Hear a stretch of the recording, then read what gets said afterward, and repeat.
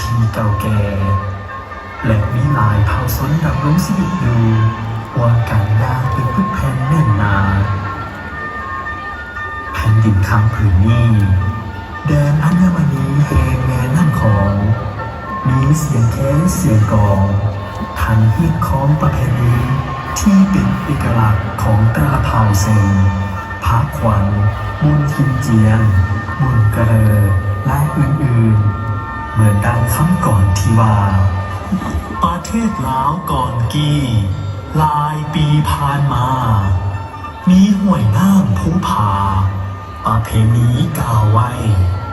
อ้ายเอื้อนน้อยง่ายน้อยลายทองห่วงอุทธร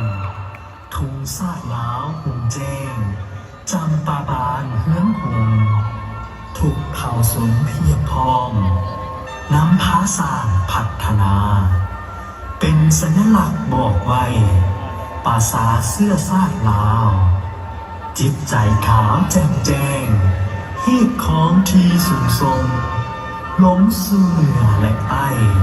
ทั่วแคว้นแดนลาวจำปาเอ่ย